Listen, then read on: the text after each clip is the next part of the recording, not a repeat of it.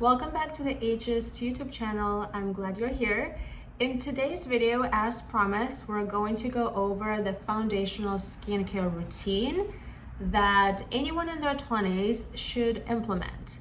And if you're in your 30s and 40s, you should still watch this video because this is the foundation, that everyone should be using. And then we can add certain things as we're getting older for an extra punch, right? And extra anti-aging benefits. But this is a foundational. Same goes for nutrition and lifestyle tips that I have another video on. Definitely go and check it out. So if you're in your 20s, listen up really tightly, but also if you're in your 30s and 40s and so on, this is going to be the basic foundation that you're gonna build upon as you get into other decades. Now in this video, I'm gonna go over the basic recommendations of product groups, right? And the steps in which to use them.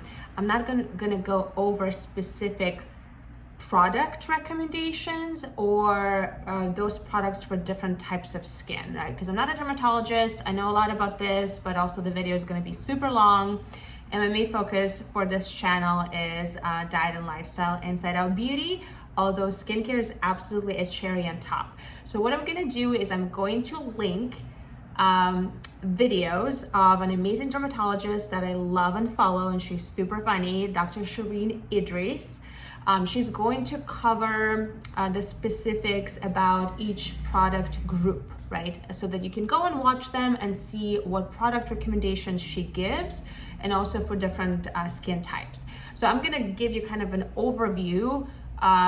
Cleanser, the next step is this and the next step is that, and here's why, okay? So this is gonna be a general overview, so let's get into it. So first and foremost, get a good cleanser, okay? So there are two main jobs that the cleanser should be able to accomplish for you. Number one, remove all makeup really well, and also sunscreen or any of that stuff, right? So we want it to be very thorough cleanse.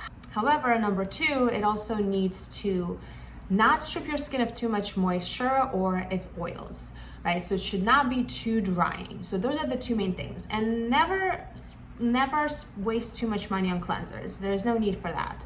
I've been using Vanity Cream for many years. It's probably one of the cheapest, most reliable ones. Cetaphil is great as well. And I actually recently started using Prequel. I forgot the name of it, but it has a lot of glycerin. I have dry skin, but they do have an option for oilier skin as well. If you do have acne issues, you might as well get a cleanser that has also salicylic acid. And then in that case, you wanna leave it on for 5 minutes before washing it off. But really get the most basic, gentle cleanser that does the job, so removes all the impurities and does not ruin your skin's barrier. Number two, we're gonna implement acids. And most of the time you can use them starting like early 20s, but depending on your skin type, let's say if you have drier skin, you might want to wait until 25 years old to start using them. But acids are amazing. They help our skin exfoliate, so the pores are not clogged, and we keep them nice and tight. The skin is smooth, and dead skin cells are slowed off a little bit faster, right? Because that process starts slowing down 25 and older. So what are the types of acids? So the most basic ones are beta hydroxy acids, are salicylic acid. So if you have acne prone skin, actually I still use salicylic acid BHA gel from Paula's Choice to this day. So they keep your pores nice and tight because they not only exfoliate on the surface of your skin, surface level, but also inside of each pore. And that's a huge benefit, to keep your pores nice and tight and basically not inflamed, especially for acne prone skin.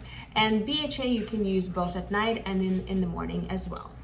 Now the next one will be alpha hydroxy acid, which are lactic acid and also glycolic acid. So glycolic acid also promotes collagen production, and it's better for drier skin. It does exfoliate only on the surface, and it can actually potentially make your skin more sensitive to sun. So ideally keep it toward in your evening routine, or unless you're really experienced user, you can use it in the morning as well with sunscreen on. Now, if your skin is more sensitive, lactic acid is a great starting acid, and you can get a cheap one from Ordinary, a great lactic acid solution. You can use it at morning and night as well. So let's say you have acne prone skin, you would want to use lactic acid and salicylic. Or if you have drier skin, a little bit older, you can use lactic acid because it does help maintain hydration of your skin, and also glycolic acid in your night skincare routine. Now, the next step would be actives. And we want to be careful not to mix some actives and some acids. So ideally, you want to separate them into different days at this stage. So number one is going to be vitamin C. And you can start using one as early 20s. You want to make sure you have at least 10%. L-ascorbic acid is going to be the most potent, but sometimes people are very sensitive to it. They can get redness and irritation. So in that case, you want to check out Dr. Idriss's videos on other types for more sensitive skin. But vitamin C is applied after, let's say you can use it after lactic acid or salicylic acid once it's all dried down, and you can apply vitamin C. If you use it in the morning, it kind of makes your sunscreen more potent, so it does protect your skin from UV radiation, working in tandem with your sunscreen. And remember, any oxidative stress that we get from UV light produces free radicals. So that's when vitamin C acts as a protectant. It basically neutralizes them, but in that process, it gets used up. So your skin is not actually getting the benefit of the vitamin C itself, its other qualities, right? When you use it in the morning, it kind of just blocks the damage from happening. But if you use it at night as well, it can target dark spots, discoloration, early signs of aging, and vitamin C is also vital for collagen production. So technically you can use vitamin C twice a day if you wanted to. Don't get too confused. I'll streamline it a little bit at the end, right? So vitamin C is amazing. It's one of the most researched ingredients in dermatology, along with the next step, which will be retinol. And retinol, frankly, I started using probably at around age 26, 27. So I would not recommend using retinol before age 25. So if you're still under 25, you can wait on this one a little bit. But in your second half of your 20s, you can definitely add it to your routine, and you don't need to use it every single day. First of all, you have to ease into it, right? And there are different types of retinols as well. Some of them are less irritating, like retinaldehydes, for example. Again, I'll link the video that breaks down different types below. I have been using retinaldehyde from Medicaid for a few years now, and I really love it. It's not irritating whatsoever.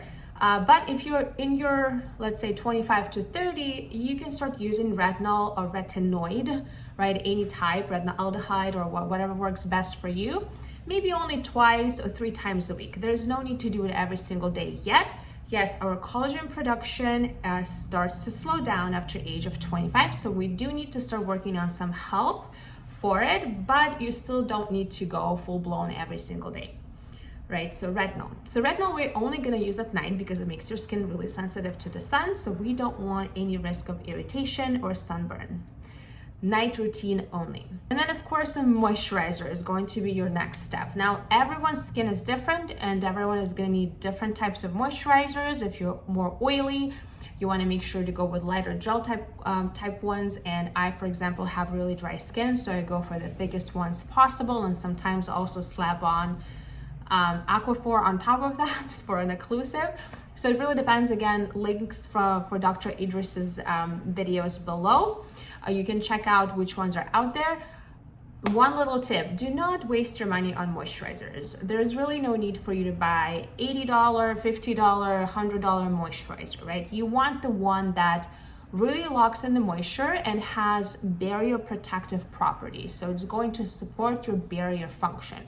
So add those lipids, maybe some ceramides to support that. And those don't have to be expensive, right? There are some cheap ones that are only $20, and there's really no need to get a more expensive one. I recently got one from a Korean one, actually. It's like $24 for a huge tub. I'm gonna show it right here. You can get it on Amazon for like $24. So moisturizer is also same as your cleanser, there is absolutely no need to get anything expensive. And the last step is going to be, of course, in the morning, you want to follow up with at least SPF 30, ideally 50 sunscreen, right? So again, choose the kinds that you like. I personally absolutely love Korean sunscreens that are chemical. Some people feel iffy about it because chemical sunscreens do penetrate into your skin, and that's how they actually do protect it. But Korean ones have like very rigorous testing standards, and so I'm really confident in using those sunscreens, even though they are absorbing into my skin. Physical sunscreens, honestly, if it's cakey or if it doesn't sit well under your makeup or whatnot, doesn't feel your skin, doesn't make your skin feel good, you're simply not going to use it. So I'd rather you use a chemical one, which are still very safe, and look beautiful under makeup, than suffer with a physical one just because it's a little bit better. Now that's pretty much it for anyone in their 20s, right? It's a very simple skincare routine. Key here is consistency. I beg you, never go to bed with your makeup on. Literally, it never happened to me in my entire life, I promise you. So no matter how tired you are, hopefully not drunk, but I understand those things can happen in your 20s. Please, the only thing I beg of you to do is to wash your face. You don't even have to put your skincare on for the night if you're too tired or drunk, but wash your face. Never go to bed with your makeup on. That's number one rule. Also, do not start using any treatments. Please, no Botox in your 20s, no fillers. No fillers. If you want to do your lips, fine. No other fillers. And don't start using lasers unless you have scars from acne that you want to correct. Otherwise, for preventative collagen building purposes, there's absolutely no need to do that. In your 20s, you will actually only disrupt your skin barrier function. So less is more here. It's more like good, consistent, basic skincare routine is important. Now let's streamline it. In the morning, you wake up, you don't have to wash your face with a cleanser in the morning. Water is just fine. If your skin is more oily, use a cleanser. After that, you're gonna use your acid. It's going to be either salicylic acid, so BHA, or is going to be a lactic acid for hydration, or some more sensitive skin because those molecules are larger. Once the acid is all absorbed, you're going to use your vitamin C serum. Again, no need to go very expensive here. You'll see in the link below to a video of Dr. Shereen Idriss. She'll go over what options are out there.